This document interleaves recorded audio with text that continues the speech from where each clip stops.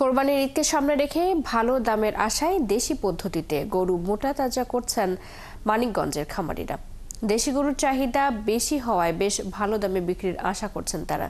এদিকে জেলার প্রাণী সম্পদ কর্মকর্তা বলছেন, এখানে প্রস্তুত করা কোরবানির পশু জেলার চাহিদা মিটিয়ে ঢাকা সহ বিভিন্ন জেলায় পাঠানো হবে।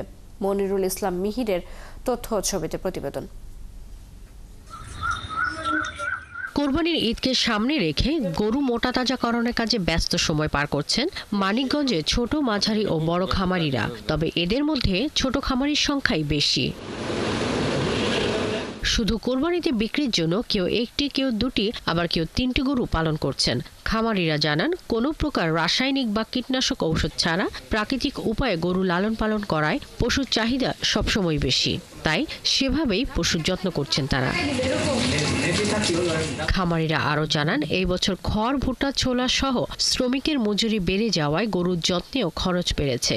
তাই ন্যায্য দাম না পেলে লোকসানে পড়বেন। এবারও দুইটা গরু আছে, তার মধ্যে দেখা যাইতেছে যে এভারেজে 4 থেকে 500 টাকা খরচ প্রতিদিন।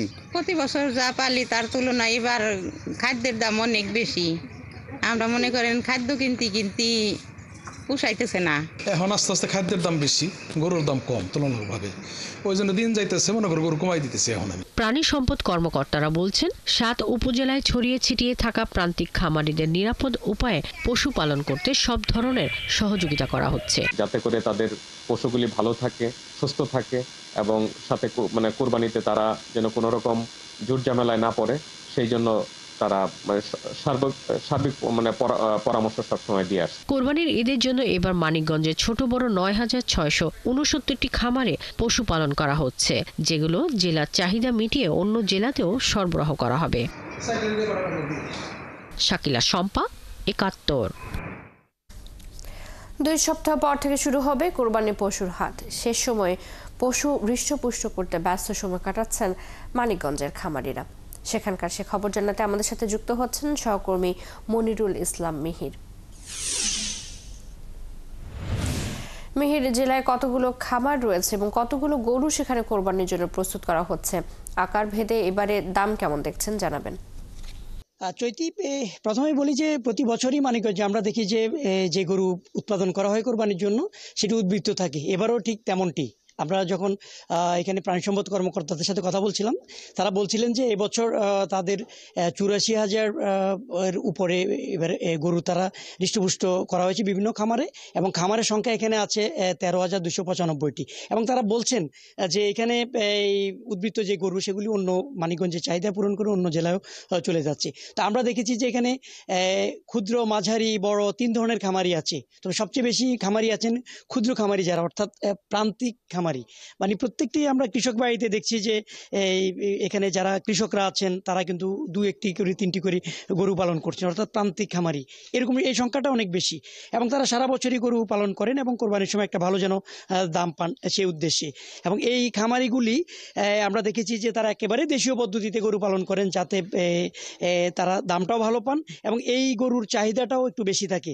এবং বরাবরই ঢাকার কাছের জেলা হওয়ার কারণে আমরা দেখেছি ঢাকা সহ আশপাশের বিভিন্ন জায়গা থেকে কিন্তু বিভিন্ন লোকজন আসেন এই গরু কিনতে।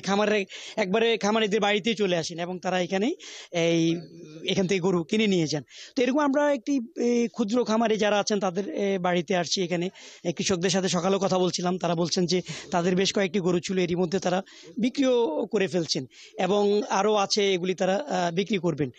তো যেমনটি বলছিলাম যে জেলায় যে খামারগুলি আছে প্রত্যেকটি খামারে এভাবে গরু উৎপাদন করা হয় এবং বিক্রি করা হয়। তো এখানে খামারি যারা আছে আমরা একটু তাদের সাথেও চৈতি কথা বলি এবং জেনে নিই। আমরা একটু আপনার সাথে কথা বলি।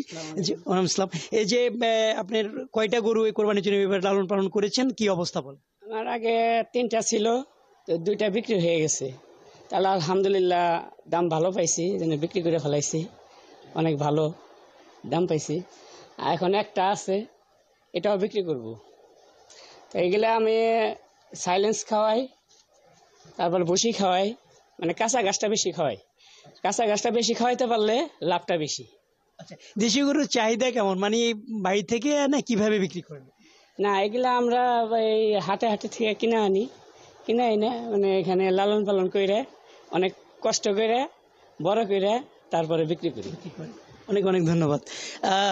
চৈতি, শুনছিলেন আসলে যে ঠিক এমনই প্রান্তিক খামারি মানিকগঞ্জের বিভিন্ন জায়গায় এভাবে খামারিরা আছেন তারা কিন্তু এভাবে একটি দুটি করে গরু পালন করেন এবং তারা মূলত লাভ পাওয়ার জন্যই যে সময় এই গরুগুলি পালন করে থাকেন তেমনটি বলেছেন। মিহির, আপনাকে ধন্যবাদ।